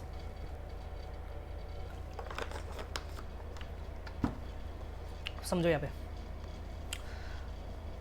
मान लो अब अगेन ये 1 1 तो नहीं है, पिछली वाली एक्सप्लेनेशन देख लेना। f(x1) is equal to f(x2), x1 का square is equal to x2 का स्क्वायर। ठीक है, जो फंक्शन डिफाइंड है उसी के वे में लिखेंगे यहाँ पे भी, x1 minus x2, x1 plus x2, a plus b minus B का फॉर्मूला लगाओगे x2 को स्क्वायर को इस तरफ लाके, so x1 is equal to x2 and x1 is equal to minus x2। So 1 image have 2 pre images, so not 1 1। Onto के लिए check करो, बोल रहा है कि z में आपका डोमेन में आपका इंटीजर डलेगा और को डोमेन में भी आपका इंटीजर डलेगा। ठीक है, तो मतलब -1 का एक्स स्क्वायर क्या हो जाएगा 1। ठीक है, 0 का 0, 1 का 1, 2 का 4 हो जाएगा। लेकिन ये सब तो पेयरिंग वाले हैं, पेयरिंग वाले मतलब ये रेंज का पार्ट है। कोडोमेन में क्या क्या इंक्लूडेड है, कोडोमेन में तो भैया -1 भी इंक्लूडेड है, -2 भी इंक्लूडेड है, -3 भी है, 0 भी है, 1 भी है, 2 भी है, मतलब -∞ से +∞ तक सारे हैं। लेकिन क्या -2 का कोई प्री इमेज बैठा हुआ है? -2 तो यहाँ आ ही नहीं सकता रेंज में, ठीक है। रेंज में सिर्फ 1 आएगा, 0 आएगा, मिनिमम वैल्यू 0 है, 0 से स्टार्ट होगी, मिनिमम वैल्यू 0 है, 0 1 2 3। नेगेटिव वैल्यूज़ तो आएंगे नहीं, लेकिन नेगेटिव वैल्यूज़ तो कोडोमेन का पार्ट है भाई। रेंज का पार्ट नेगेटिव वैल्यूज़ तो नहीं है, लेकिन नेगेटिव वैल्यूज़ कोडोमेन का पार्ट है, ठीक है। तो कोडोमेन बड़ा हो गया, so codomain is not equal to range. और भी ऐसी वैल्यू जो है रेंज का पार्ट नहीं बन पाई बेचारी, ठीक है, हैंस नॉट ऑन टू। समझ गए ना? अरे ये कोडोमेन और रेंज एक ही सेट से आए हैं, एक ही सेट भी हैं। कोडोमेन बड़ा है, रेंज उसमें से कुछ बना है, ठीक है। तो ये कुछ वैल्यूज़ तो ऐसी रह गई ना जिनकी कोई प्री इमेज नहीं आई, जैसे -1 2 3, क्योंकि आपका y कैसा डिफाइंड है? x² से डिफाइंड है। उसका स्क्वायर करेंगे मतलब जो पेयरिंग में बैठ गए वो तो रेंज का पार्ट हो गए, लेकिन बहुत सारे ऐसे हैं जिनकी पेयरिंग ही नहीं हो पाई, तो वो तो रह गए ना। तो सबकी पेयरिंग होनी चाहिए, इसलिए ऑन टू बोलेंगे। अगर सबकी कोई भी एक रहता है तो नॉट ऑन टू। तो यहाँ पर रह गए ना बहुत सारे, कोडोमेन में माइनस वैल्यू भी आ गई, ये माइनस वैल्यू रेंज में नहीं आ सकती ना, क्योंकि किसी का भी स्क्वायर माइनस में नहीं आएगा। -1 का स्क्वायर +1 ही आएगा, -2 का स्क्वायर +4 ही आएगा। ओके, नेक्स्ट है आपका, ये जा रहा है R2R, ठीक है। सेम रीजनिंग से आप बोलोगे कि इट इज़ नॉट 1 1, ठीक है, क्योंकि एक प्री इमेज के दो इमेज, एक इमेज के दो प्री इमेज बनेंगे। ओके, वही fx1 is equal to fx2।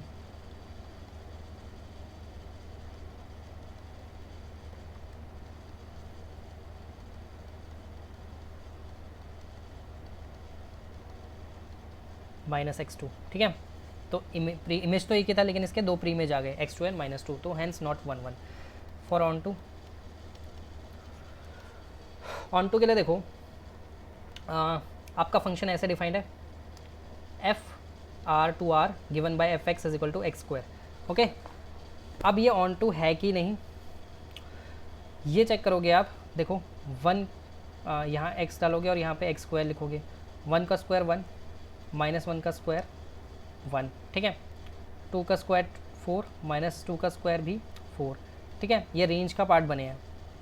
लेकिन जो इससे बड़ा सेट है, जो इसके पापा हैं कोडोमेन, उसमें क्या क्या इंक्लूडेड है? सारे रियल नंबर्स इंक्लूडेड हैं भाई, √2 भी इंक्लूडेड है, -1 भी क्या, ठीक है।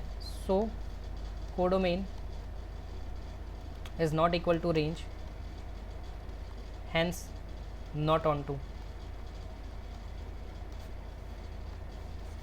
ठीक है। नेक्स्ट क्वेश्चन,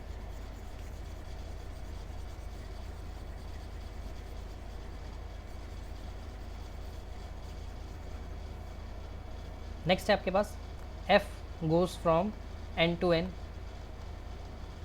ठीक है। ये कोडोमेन, ये डोमेन, और फंक्शन है आपके पास x3। Okay, y is equal to x3। अब ध्यान से देखो यहाँ पे,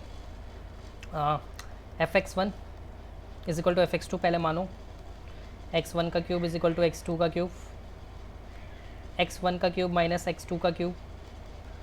अब यहाँ एक फॉर्मूला बनेगा आपका a³ माइनस b³ का, जिसका फॉर्मूला होता है x1 माइनस x2 का whole cube plus 3ab x1 minus x2 is equal to 0, ठीक है। अब ये सबसे पहले आप x1 माइनस x2 को 0 के इक्वेट करो, सो ये होगा आपका x1 is equal to x2, ठीक है। और यहाँ भी अगर आप 0 के इक्वेट करोगे, 3ab x1 माइनस x2 को 0 से इक्वेट करोगे, तब भी आपको यहाँ मिलेगा x1 is equal to x2। तो एक इमेज का एक ही प्री इमेज है, x1 भी x2 के इक्वल है और x1 भी x2 के इक्वल है, तो hence it is 1 1। Okay, odd power वाले हमेशा 1 1 होंगे। अब ऑन टू के लिए देखो, ठीक है। अब -1 का ये x एक्सेस है, ये y एक्सेस है, जैसे वो x³ बनेगा। -1 का क्यूब होता है -1, 1 का क्यूब होता है 1, 2 का क्यूब होता है 8 एंड -2 का क्यूब होता है 8, ठीक है। ये है आपके रेंज का पार्ट। 1 से डायरेक्ट कहाँ जंप लिया इसने? 8 में जंप लिया।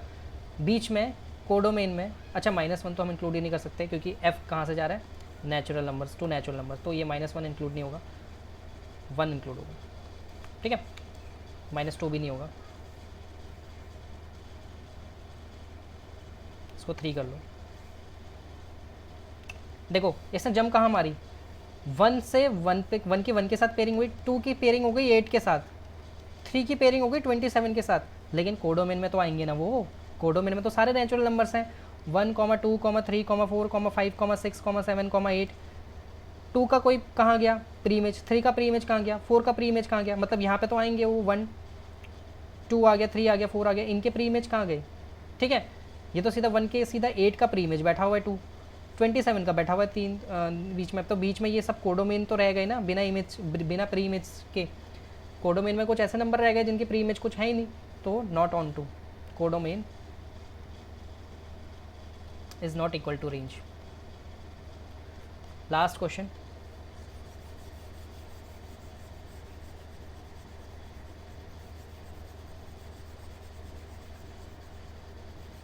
ये जाएगा आपका इंटीजर टू इंटीजर, मतलब -1, -2, -3, +1, +2, +3 और 0 भी, x का क्यूब है, ठीक है, अगेन वही वाला सिस्टम अपना, ये 1 1 के लिए चेक करते हैं हम, जो भी मैंने किया अभी, x cube -x2 cube is equal to 0, a cube minus b cube का फॉर्मूला क्या होता है, a माइनस बी का whole cube plus 3ab x1 - x2 0, अब इसको 0 के साथ कंपेयर, इसको 0 के साथ compare, so x1 is equal to x2, same पिछले वाला एक्सप्लेनेशन, ठीक है, हैंस इट इज़ 1 1, तो ये 1 1 तो हो गया। अब देखो अगेन सेम एक्सप्लेनेशन, यहाँ पे z टू z जाएगा, मतलब माइनस वाले इंक्लूडेड है, -1 का इमेज क्या हो जाएगा, x क्यूब है नहीं, x, -1 का इमेज -1, 2 का इमेज 8, 1 का इमेज 1, -2 का इमेज -8, 8 का image sorry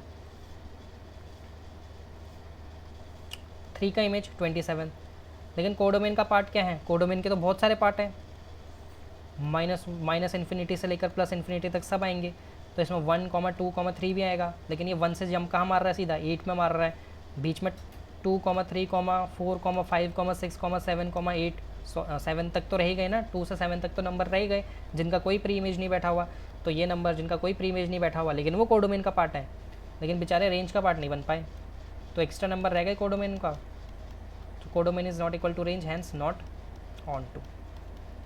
question number 3, prove that greatest integer function, अच्छा ग्रेटेस्ट इंटीजर फंक्शन हम इसको कहते हैं, ऐसे डिफाइन करते हैं, जिसकी वैल्यू हमेशा इंटीजर होती है, where x f x is always integer, always integer.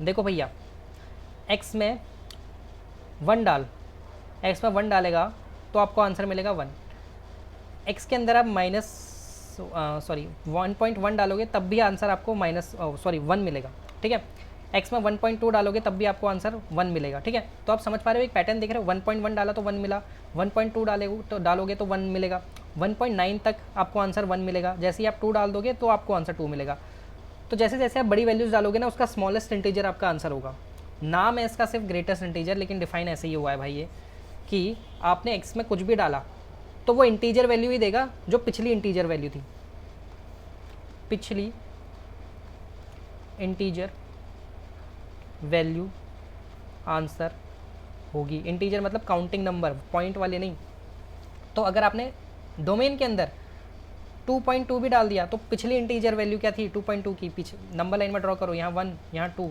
2.2 यहाँ कहीं होगा, इसकी पिछली इंटीजर वैल्यू 2 थी तो 2 होगा इसका आंसर, आपने इसमें डाला 1.5, इसकी पिछली इंटीजर वैल्यू 1.5 यहाँ कहीं होगा, 1.5 की पिछली इंटीजर वैल्यू 1 ही थी तो 1 होगा इसका आंसर, तो समझ पा रहे हो, ओके, समझ पा रहे हो आप कि नहीं, कि आपका आंसर पिछले इंटीजर वैल्यू ही होगा चाहे आप कुछ भी डालो। अगर आपने इसमें मान लो डाला, मेरा आंसर कैसे दूँ यार, लाइव क्लास थोड़ी नहीं, -7.5 डाला आपने इसमें, तो -7.5 यहाँ लाई करेगा कहीं 6 -7 और -7.5 यहाँ कहीं लाई करेगा -7.5, अब इसका आंसर क्या होगा -8 होगा, क्यों, इसकी पिछली इंटीजर वैल्यू क्या थी -8, ओके, तो हमेशा आंसर में हमेशा यही होगा। अब देखो ये 1 1 है कि नहीं, तो ये आपके बनेंगे डोमेन,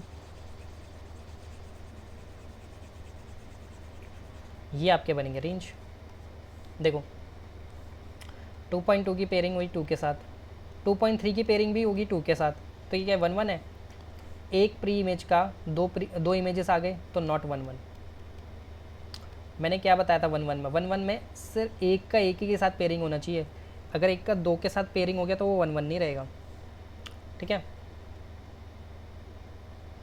तो यहाँ पे तो ये अब ये एग्जांपल दे दोगे 2.3 का भी आंसर क्या हो जाएगा। देखो ग्रेटेस्ट इंटीजर फंक्शन ऑफ, ऐसे दोगे इसका answer, greatest integer function of 2.2 is 2, 2 का भी 2, 2.3 का भी 2, 2.9 का भी 2।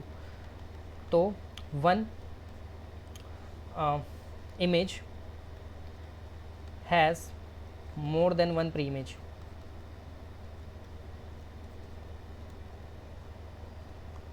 not on 2, sorry 1 1, not 1 1, 1 1,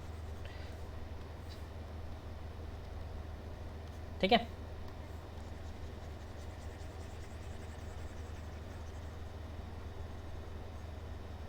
okay, अब ध्यान से सुनना ऑन टू के लिए। ऑन टू क्या कह रहा है कि ऑन टू आपका कोडोमेन जो है वो डोमेन के रेंज के इक्वल होना चाहिए, कोडोमेन रेंज के इक्वल होना चाहिए। रेंज में ओनली इंटीजर वैल्यू आएंगी क्योंकि आपका आंसर ओनली इंटीजर होगा, ठीक है। देख लो आप सबका आंसर इंटीजर ही है, ठीक है। लेकिन कोडोमेन में क्या क्या इंक्लूडेड है, कहाँ है भाई codomain, R given to R. कोडोमेन में तो ऑल रियल नंबर्स हैं, इसमें तो माइनस वाले भी हैं, रूट वाले भी हैं, रूट 2 भी है, 1/2 भी है। तो क्या 1/2 मतलब 0.5 भी कोडोमेन का पार्ट होगा, लेकिन 0.5 कभी भी रेंज का पार्ट तो नहीं हो सकता ना, क्योंकि रेंज में सिर्फ ओनली इंटीजर आएंगे, पॉइंट वाले तो आ नहीं सकते। So codomain is not equal to range, क्योंकि रेंज के इक्वल नहीं है तो मतलब ये नॉट ऑन टू है, तो ये neither 1 1 not onto. Explanation I hope आप समझ गए होंगे। नेक्स्ट क्वेश्चन है show that the modulus function. अच्छा मॉडुलस फंक्शन किसको हम कहते हैं, देखो मॉड एक ऐसा फंक्शन होता है जिसके अंदर मैं कोई नेगेटिव वैल्यू भी डाल दूँ ना तो ये +1 के बाहर आता है। मैंने नेगेटिव वैल्यू दी, ये +1 के बाहर हो गया। कैसे बना होगा ये पॉजिटिव, मॉड कहता है कि अगर तुम मेरे अंदर कोई नेगेटिव वैल्यू डालोगे ना, मैं एक और नेगेटिव अपने आप से दूंगा, एक नेगेटिव ये देगा ये, अगर नेगेटिव डालोगे तो। अगर इसने पॉजिटिव, अगर मेरे अंदर पॉजिटिव डालोगे तो मैं तो तब नहीं दूंगा मैं नेगेटिव वैल्यू, तब मैं सीधा आपको बाहर निकाल दूंगा। मॉड के अंदर अगर आप पॉजिटिव डालोगे तो अब वो सीधा बाहर निकालेगा, लेकिन अगर आपने जहाँ नेगेटिव डाल दिया तो वो कहता है कि मैं एक और नेगेटिव आपको दूंगा ताकि आप ओवरऑल पॉजिटिव हो जाओगे, ठीक है, ओवरऑल पॉजिटिव हो जाओगे। ओके देख लो, नेगेटिव आपने डाला, यहाँ पे नेगेटिव डाला, उसने एक नेगेटिव और दे दिया अपनी तरफ से। ओके तो इसका फंक्शन ऐसे मैं डिफाइन कर सकता हूँ कि मॉड कहता है कि मेरे अंदर आप अगर पॉजिटिव वैल्यू डालोगे तो मैं आपको ऐसे ही बाहर निकालूंगा, लेकिन मेरे अंदर अगर आप नेगेटिव डालोगे, एक्स इज़ लेस देन 0 हो गया, तो जो आपने दिया है ना नेगेटिव, ये एक्स नेगेटिव में है, मैं एक और नेगेटिव लगा दूंगा, ठीक है। इसका डायग्राम ऐसे बनता है वी शेप। देखो 1 का वैल्यू 1, -1 का वैल्यू भी 1, ठीक है, -2 का वैल्यू 2 और 2 का वैल्यू भी 2, ठीक है, ये यहीं पेयर होंगे, ठीक है। -2 का आंसर भी 2 होगा और 2 का आंसर भी 2 होगा। अब मेरी बात सुनो ध्यान से, क्या ये 1 1 है, क्योंकि अगर आप फंक्शन में -1 डालोगे इसका आंसर 1 होगा, 1 डालोगे इसका आंसर तब भी 1 होगा, 2 डालोगे इसका आंसर तब भी 2 होगा, और -2 डालोगे तब भी इसका आंसर 2 होगा। तो एक इमेज के दो प्री इमेज हो रहे हैं ना, देख लो, ठीक है, एक इमेज के दो प्री इमेज हो रहे हैं ना, तो नॉट 1 1। भाई डेफिनेशन ये कहते हैं कि every image should have distinct pre image, sorry every pre image, इसकी डेफिनेशन क्या थी, वैसे मतलब तो आप समझ गए, डेफिनेशन में थोड़ा डिफाइन कर देता हूँ इसको कि एवरी प्री इमेज, या ऐसे लिखो every image should have only 1 pre image, should have only 1 pre image, ठीक है, एक से ज़्यादा नहीं होनी चाहिए, एक से ज़्यादा हो गई ना यहाँ पे, तो 1 की 2 हो गई, तो ये 1 1 तो नहीं है। अब ऑन टू के लिए देखो, ऑन टू के लिए आपका रेंज का पार्ट क्या होगा, देखो मॉड के अंदर, मॉड कहता है कि अगर मेरे अंदर कुछ भी डालोगे मैं आपको पॉजिटिव बना के बाहर भेजूँगा, तो रेंज आपका ऑब्वियसली जीरो टू इन्फिनिटी होगा क्योंकि नेगेटिव वैल्यू तो होगी नहीं, वाई में नेगेटिव वैल्यू तो आएगा नहीं, आपका आंसर कभी भी नेगेटिव तो आएगा नहीं, फिर मॉड आपको पॉजिटिव बना के भेजेगा, मतलब जीरो से इन्फिनिटी बना के भेजेगा। लेकिन कोडोमेन कहाँ से कहाँ तक का है? कोडोमेन है आपका आर टू आर, मतलब रियल नंबर, तो इसमें तो नेगेटिव वैल्यू इंक्लूडेड है, मतलब ये नीचे की वैल्यूज़, ये वाई एक्सेस पर जो नीचे प्लॉट होता है नेगेटिव वैल्यूज़ है। तो कोडोमेन इतना बड़ा, रेंज सिर्फ इतना, तो रेंज और कोडोमेन इक्वल नहीं है, not onto. Question number 5, ये -1 होगा। Show that this signum function f from R to R, मतलब ये डोमेन में सब डलेगा, रेंज में भी सब डलेगा, सॉरी ये कोडोमेन है, कोडोमेन में रियल नंबर्स। बोल रहा है भाई सिग्नम फंक्शन बताओ। अब सिग्नम फंक्शन का ग्राफ देखो ऐसे बनता है भाई, ये 0 पे 0 रहता है, 1 अगर लोगे तो आंसर होगा 1, एक सेकेंड, ठीक है। 0 से बड़ी वैल्यू लोगे तब भी आंसर 1 ही होगा, तो मतलब यहाँ से यहाँ तक तो 1 ही रहेगा आंसर। 0 से नीचे बड़ी वैल्यू लोगे ना यहाँ पे, तो और 0 से बड़ी वैल्यू मतलब इन्फिनाइट तक अगर आप वैल्यू लोगे तो इसका आंसर 1 से ऊपर नहीं जाएगा, 1 ही रहेगा, ठीक है। -1 लोगे तो आंसर -1 रहेगा, ठीक है। और -1 से छोटी वैल्यूज़ लोगे, मतलब यहाँ -1, -2 और -3 जो भी लोगे आप, सबका आंसर -1 ही रहेगा, देख लो, ठीक है। तो आपका ग्राफ ऐसे बनेगा कि अगर आप कोई पॉजिटिव वैल्यू लेते हो तो आपका आंसर 1 होगा, 0 लोगे तो 0 ही आएगा, और x से छोटी वैल्यू लोगे, नेगेटिव वैल्यूज़ लेते जाओगे तो आंसर आपका -1 रहेगा। ऐसे बनता है ग्राफ, ठीक है। अब देखो ये 1 1 है कि नहीं, मैं इसने बोल रहा है कि अब every image should have at least only 1 pre image, every image should have only 1 pre image. 1 1 की डेफिनेशन है, इमेज क्या क्या है इसमें, ओनली 1 है।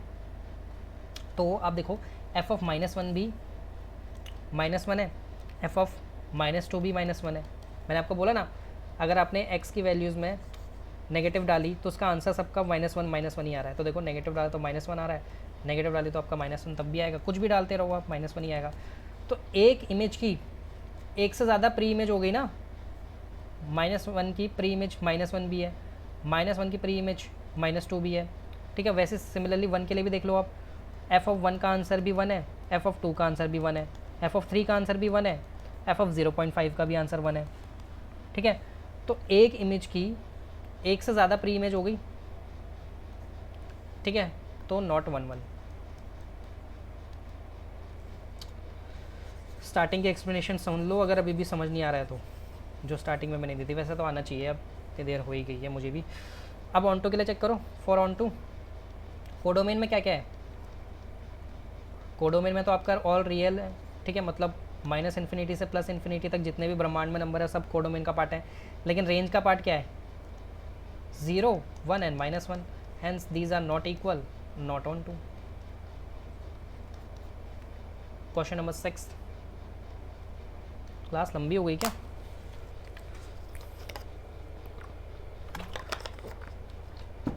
अच्छे से एक्सप्लेनेशन भी तो मिल रही है आपको।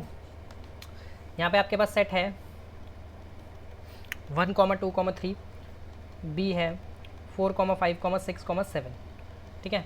फंक्शन आपको बना के दिया हुआ है कि भाई 1 की पेयरिंग हो रही है 4 के साथ, 2 की पेयरिंग हो रही है 5 के साथ, 3 की पेयरिंग हो रही है 6 के साथ, मतलब आपके पास ये सेट है,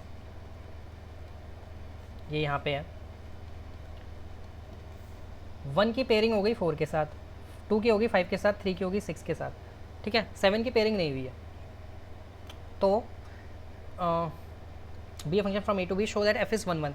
देखो भाई, जो जो रेंज का पार्ट है, जो जो इमेज है, हैज़ ओनली 1 प्री इमेज, उनका सिर्फ एक ही प्री इमेज है, ठीक है, hence it is 1 1। And 7 is a part of codomain which do not have any pre-image, has any pre-image, hence it is not 1 1, sorry on 2, it is not on 2, इसका कोई तो pre image बैठा ही नहीं हुआ, ठीक है। तो रेंज में आपका क्या क्या इंक्लूड हो गया, रेंज में आपका इंक्लूड हो गया 4, 5, 6, कोडोमेन में आपका क्या इंक्लूड हो गया 4, 5, 6, 7, codomain is not equal to range, not onto, यहाँ से भी एक्सप्लेनेशन दे दो, कोई दिक्कत नहीं है। 7 क्वेश्चन देखो, एक सेकेंड, 7 क्वेश्चन कॉपी नहीं हुआ, 2 मिनट देना ज़रा मुझे, 7 क्वेश्चन कॉपी कर लेता हूँ मैं। ओके, क्वेश्चन नंबर 7 है, in each of the cases state whether the function is 1 1 onto और bijective. Okay, function R is defined by F x is equal to 3 - 4x। ठीक है, आपके पास ये फंक्शन है 3 - 4x, आपका फंक्शन कहाँ से डिफाइंड है, आर डिफाइंड बाय आर। ठीक है, ये आपका डोमेन है और ये आपका कोडोमेन है। ठीक है, okay, so whether the function is 1 1 and onto, function ये है f x is equal to 3 - 4x। सबसे पहले तो फॉर 1 1 के लिए चेक करोगे, मतलब f x 1 is equal to f x 2 लेके चलोगे, अगर x1 is equal to x2 आता है तो हमारा फंक्शन 1 1 है। ठीक है, 3 - 3 3 दोनों तरफ से कैंसिल, आपका 4x1 is equal to -4x2, -4 भी -4 से cancel, so x1 is equal to x2, hence the function is 1 1। अब चेक करो ये ऑन टू है कि नहीं। ऑन टू के लिए रेंज निकालोगे, और रेंज निकाला मैंने आपको स्टार्टिंग में ही बताया, अभी स्टार्टिंग में जब मैंने रेंज के 2-3 क्वेश्चन करवाया आपको, तो इसका रेंज निकालना आपको आता है ना भैया, x की वैल्यू निकालो, 3 - y, x is equal to 3 - y upon में 4। मैंने आपको बताया कि डिनोमिनेटर में हम कभी भी 0 एक्सेप्ट नहीं करते, रूट के अंदर नेगेटिव एक्सेप्ट नहीं करते, लेकिन जो हमारा y है वो तो न्यूमरेटर में आ रहा है, न्यूमरेटर में आ रहा है, तो इसके साथ तो कोई दिक्कत नहीं है, कोई भी वैल्यूज ले ब्रह्मांड में, तो y belongs to all real. ठीक है, तो ये रियल है और अपना कोडोमेन भी रियल है, तो codomain is equal to range, hence the function is onto, so it is 1 1 and onto, hence it is bijective। Question number 7 का सेकेंड पार्ट देखो, अब function is R defined by R, मतलब आपका domain है are है और गया codomain तक आर तक, फंक्शन है 1 + x²। ठीक है, y is equal to 1 + x²। अब मैंने आपको बताया था इस टाइप का, अभी भी रेंज में क्वेश्चन करवाया मैंने आपको कि x² की मिनिमम वैल्यू कहाँ से कहाँ तक होगी, 0 to इन्फिनिटी होगी, है ना भाई, और आपको निकालना क्या है 1 + x², तो 1 + x² प्लस कर लो। ओके, तो ये आपका रेंज बन गया इसका, 1 + x² की मिनिमम वैल्यू 1 है, ओके, और मैक्सिमम वैल्यू इन्फिनिटी है, तो आपका रेंज भी क्या हो जाएगा 1 to इन्फिनिटी। ठीक है, जब भी अगर x लीनियर आपको दिखे ना, x की पावर 1 दिखे, तो आप x की टर्म्स में कन्वर्ट करो, जैसे मैंने पिछला क्वेश्चन किया, लेकिन जब आपको x² मिले तो डायरेक्ट ऐसे आओ, ओके, ऐसे, इससे रेंज इजीली मिल जाएगा। ठीक है, तो रेंज आपका 1 to इन्फिनिटी है, लेकिन कोडोमेन क्या है, कोडोमेन में तो नेगेटिव वैल्यूज भी इंक्लूडेड है, रियल नंबर्स में rational, irrational, integer, natural, whole, सब कुछ इंक्लूडेड है। तो कोडोमेन में सब कुछ इंक्लूडेड है, नेगेटिव नंबर्स भी इंक्लूडेड है, रैशनल नंबर भी इंक्लूडेड है, लेकिन रेंज में सिर्फ 1 to infinity, so codomain is not to equal to range, hence not onto, so it is only 1 1, only 1 1। 1 1 के लिए मैंने चेक कर लिया था, नहीं 1 1 के लिए चेक नहीं किया था ना, 1 1 के लिए चेक कर लो। अब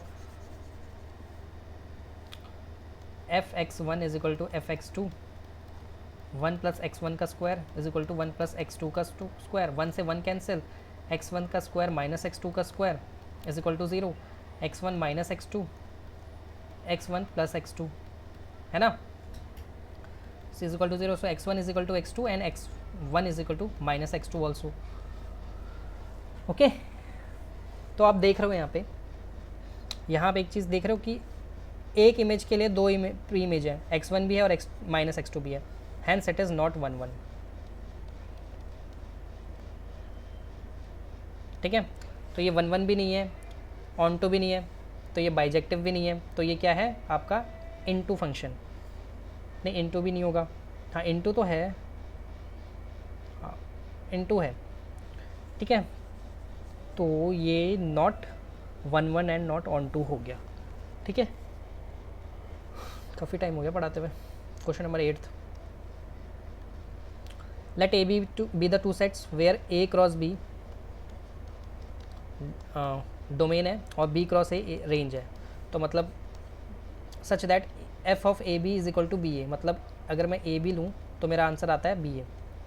ठीक है, अच्छा, मतलब वो रिवर्स हो जाता है, तो इसका इमेज ये, तो दूसरा अगर मैं कुछ लूँ CD, इसका आंसर होगा DA, EF इसका आंसर होगा FA, तो आप कुछ भी लोगे तो इसका रिवर्स आंसर ही होगा। क्या कर रहा हूँ अभी, देखो ये क्वेश्चन है, ए बी का इमेज क्या है, बी ए, सी डी का इमेज क्या हो जाएगा, डी सी, ई एफ का इमेज क्या हो जाएगा, एफ ई। ठीक है, तो सबका देखो यूनिक कॉम्बिनेशन है। अगर सबका यूनिक कॉम्बिनेशन है, हेंस कोडोमेन, कोडोमेन भी क्या है आपका, कोडोमेन तो बी क्रॉस ए ही है। तो मान लो अगर ये सारे एलिमेंट ए के हैं, ये सारे एलिमेंट ए के हैं, ठीक है, तो ये बी के बन जाएंगे। लेकिन सबका इमेज तो यूनिक है ना, और सब किसी के साथ पेयरिंग भी हो रहा है, तो hence it is 1 1 as well as onto, because every image has unique pre image, क्योंकि वो उसी का रिवर्स है यार। जो फंक्शन जो वैल्यूज़ ए क्रॉस बी में होंगे, बी क्रॉस ए में उसके उल्टे हो जाएंगे, तो सबका यूनिक बनेगा ना एक कॉम्बिनेशन। समझ रहे हो आप? क्वेश्चन नंबर 9 देखो, ये अच्छा क्वेश्चन है। F s N comma N to N, मतलब ये डोमेन और ये codomain, defined by F x is equal to n plus 1/2 if n is odd and if n is even. तो ये चेक करो कि ये 1 1 है या ऑन टू है। तो देखो पहले तो इसमें 1 डालो। 1 क्या है, एक ऑड नंबर है, ऑड नंबर के लिए ये वाला फंक्शन डिफाइंड है। So 1 plus 1/2 that is answer is 1। ठीक है, अब डालो इसमें 2 डालोगे तो ये वाला फंक्शन डिफाइंड है n/2, क्योंकि 2 एक इवन है। So n/2 is equal to 2/2 that is 1। तो अब देख पा रहे हो एक इमेज के 2 प्री इमेज है। ठीक है, so 1 image has 2 pre image, hence not 1 1। Okay, अब चेक करो आप रेंज के लिए। So when n is odd, कौन सा फंक्शन डिफाइंड है, x प्लस 1/2, ये वाला फंक्शन डिफाइंड है। मैंने n को x बोल दिया यार, कोई दिक्कत नहीं है, इसको y कह दो। ठीक है, अब y की वैल्यू x की वैल्यू निकालो y के टर्म्स में। 2y is equal to x plus 1, x is equal to 2y minus 1। अब y न्यूमरेटर में आ रहा है और y सब सारी वैल्यूज़ के लिए डिफाइन होगा। So y belongs to every values of n। ठीक है, क्योंकि डोमेन में तो n ही डलेगा, तो n कुछ भी डले, ठीक है, उसके लिए आपका y डिफाइन ही होगा। या ऐसे समझो कि y की वैल्यू कुछ भी हो, उसके लिए x डिफाइन ही होगा। ठीक है, hence it is an onto function. क्योंकि देखो ये न्यूमरेटर में आ रहा है ना, जो y है आपका वो न्यूमरेटर में आ रहा है, तो उसको कोई दिक्कत नहीं है न्यूमरेटर में। ओके, अब व्हेन n इज़ इवन के लिए देख लो। ठीक है, so y is equal to x/2, 2y is equal to x। Again ये न्यूमरेटर में आ रहा है y, तो जब y न्यूमरेटर में आ गया तो इसको कोई दिक्कत नहीं है, कोई भी वैल्यू ले सकता है ये। ठीक है, hence it is an onto function. ठीक है, क्योंकि दोनों न्यूमरेटर में आ रहे हैं, को कोई दिक्कत नहीं है एक दूसरे से, 1 1 तो नहीं है। क्वेश्चन नंबर 10 देखो, क्वेश्चन नंबर 10 है आपके पास, if a is real numbers except 3 and b is real numbers except 1 and consider function, मतलब ये आपका डोमेन है और ये आपका कोडोमेन है। देखो अगर कोडोमेन रेंज के इक्वल आ गया तो मैं कह दूंगा ये ऑन टू है। ठीक है, फंक्शन है आपके पास f is 1 1 and onto. पहले तो 1 1 के लिए चेक करो। So fx1 should be equal to fx2। ठीक है, ये लेके चलेंगे, और अगर x1 is equal to x2 आ जाता है तो हम कह देंगे 1 1 है। x2 के लिए लेके चलो। ठीक है, अब सॉल्व करो इसको। x1 -2,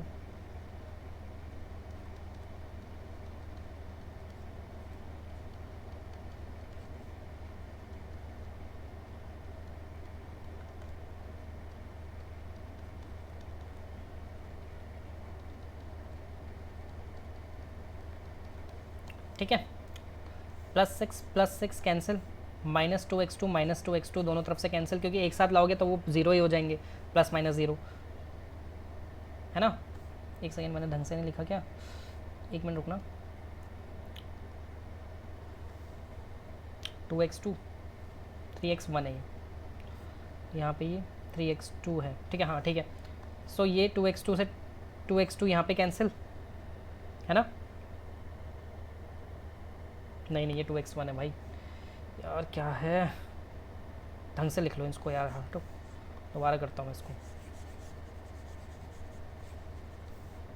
1 और 2 में दिक्कत ना हो जाए, 1 2 minus 2 3x1 minus 2x2 plus 6 is equal to x2 x1 minus 3x2 minus 2x1 plus 6। हाँ अब देखो 6 से 6 कैंसिल हो जाएगा दोनों तरफ, x1 से ये कैंसिल हो जाएगा। अब ये 3x1 और ये 2x1 को साथ में करो, सो इसको उस तरफ भेज देते हैं और ये 3x2 को इस तरफ ले आते हैं। So 3x2 minus 2x2 is equal to 3x1 minus 2x1। ठीक है, x1 कॉमन ले लोगे तो 3 माइनस 2 बचेगा, यहाँ से x2 कॉमन ले लोगे तो 3 माइनस 2 बचेगा, 3 माइनस 2 1 होता है, सो x2 is equal to x1। तो देखो भाई 1 तो है कि अगर मैंने fx1 is equal to fx2 माना तो मेरा x2 is equal to x1 आ गया, तो मतलब ये 1 है। ठीक है, अब ऑन टू के लिए देखो, ऑन टू के लिए मैंने आपको बताया कि अगर कोडोमेन रेंज इक्वल आ जाते हैं तो ही ऑन टू कहेंगे। ठीक है, वरना नहीं। तो आपका फंक्शन है y is equal to x minus 2 x minus 3। ठीक है, x को लिखो y के टर्म्स में,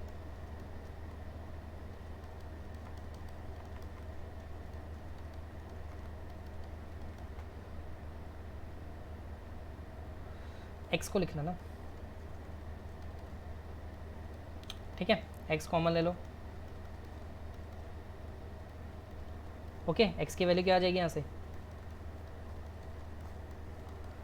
सो अब देखो y डिनोमिनेटर में आ गया तो मतलब डिनोमिनेटर 0 नहीं होना चाहिए, so y belongs to every real except 1, और ये हमारा रेंज आ गया। रेंज के क्वेश्चन मैंने आपको स्टार्टिंग में करवाए हुए हैं, प्लीज़ देख लो ध्यान से, वीडियो के स्टार्टिंग में चल जाओ, और यही हमारा कोडोमेन भी है। सो ये जब कोडोमेन और रेंज इक्वल आ गए, दोनों बराबर हैं, तो मतलब ये हमारा ऑन टू फंक्शन है। तो ये 1 1 ऑन टू है, दोनों है, तो मतलब ये हमारा बाइजेक्टिव भी है। आई होप एक एक चीज़ मैं आपको क्लियर कर पा रहा हूँ, क्योंकि काफ़ी टाइम भी हो गया मुझे। फंक्शन है हमारा r टू r, ठीक है, x की पावर 4, मतलब इसमें मैं कुछ भी डालूँ इसका आंसर क्या आना चाहिए, पावर में 4, तो 1 1 की पावर 4 1 होता है, 2 2 की पावर 4 2 टू जब वो 16 होता है। ठीक है, अब -1 डाल दो तो इसका आंसर हो जाएगा फिर दोबारा 1, ओके, -2 डाल दो इसका आंसर हो जाएगा अगेन 16। अब -3 का पावर 4 मुझे करना नहीं है, 81 होता है ना, हाँ 81। अब देखो ध्यान से देखो, ये आपका रेंज 1 से डायरेक्ट जंप मारा 16 पे, 16 से डायरेक्ट जंप मारेगा 81 पे, लेकिन कोडोमेन में तो सब कुछ इंक्लूडेड है। कोडोमेन में 1 भी है, 2 भी है, 3 भी है। अभी 2 3 का प्री इमेज तो कोई बैठा ही नहीं हुआ, क्योंकि 2 3 तो रेंज का पार्ट ही नहीं बन पाए बेचारे, 4 भी रेंज का पार्ट नहीं बन पाया। तो अब देखो 2 से लेकर 15 तक तो ये रेंज का पार्ट ही नहीं बन पाए, लेकिन वो कोडोमेन का पार्ट है। सो कोडोमेन तो बड़ा है, रेंज बेचारा छोटा रह गया। ठीक है, रेंज में 1 16 81 वगैरह आएंगे, कोडोमेन में 1 2 3 4 5 6 सब आएंगे। और मैंने स्टार्टिंग में ही आपको बताया कि इन दोनों का इक्वल होना ज़रूरी है ऑन टू के लिए, तो ये ऑन टू तो नहीं है, इन दोनों का इक्वल होना ज़रूरी है ऑन टू के लिए, ऑन टू तो नहीं है। अब सुनो ध्यान से, अब क्या ये 1 1 है, 1 1 चेक कर लेते हैं। देखो 1 1 के लिए इमेज की एक ही प्री इमेज होनी चाहिए। 1 की प्री इमेज देखो, यहाँ पे 1 की प्री इमेज 1 है, लेकिन यहाँ भी तो देखो 1 की प्री इमेज -1 भी है। सो एफ ऑफ 1 तो 1 है, तो एफ ऑफ -1 तो कुछ और होना चाहिए था, लेकिन यहाँ भी 1 है, तो image has 2 pre image, not on 1 1, तो not onto not 1 1, neither 1 1 not onto, d option. ठीक है, क्वेश्चन नंबर, हाँ क्वेश्चन नंबर 12, फंक्शन है भैया r goes to r, function है आपका f(x) is equal to 3x। ध्यान से सुन लेना, पहले तो 1 1 के लिए चेक करो। ठीक है, 3x1 is equal to 3x2, 3 से 3 cancel, x1 is equal to x2, मतलब अगर इमेज ये है एक ही इमेज, मैंने एक ही माना तो उसकी प्री इमेज भी एक ही आई है। ठीक है, तो मतलब ये 1 1 तो है। अब देखो ऑन टू है कि नहीं, ऑन टू के लिए कोडोमेन क्या है आपका रियल नंबर्स मतलब सारी वैल्यूज़, रेंज निकालो, रेंज भी आपका सब कुछ आएगा क्योंकि y कुछ भी वैल्यूज़ ले सकता है, न्यूमरेटर में बैठा हुआ है आराम से, तो y भी रियल, ये भी रियल, तो ये आपका ऑन टू है, तो ये 1 1 ऑन टू दोनों हैं, तो मतलब ये बाइजेक्टिव है, ए ऑप्शन। ठीक है, so with this we have completed our exercise 1.2 और मैंने इसमें तो बहुत कुछ डिस्कस किया है, डोमेन आपका डिस्कस कर दिया, रेंज आपका डिस्कस कर दिया, क्वेश्चंस आपके सारे कंप्लीट करा दिए। भाई इतना सब कुछ करवाने के बाद भी लाइक सब्सक्राइब और शेयर कर दो वीडियो को, क्योंकि लाइक्स नहीं आ रहे, और अगर इस वीडियो में लाइक नहीं आएंगे तो ये वीडियो रिकमेंड नहीं करेगा यूट्यूब। ठीक है, और अगर आपको कोई डाउट आता है तो भाई मेरे को इस नंबर पर कॉन्टैक्ट करो, ये नंबर मैं डिस्क्रिप्शन में भी डाल दूँगा। ठीक है, थैंक यू सो मच।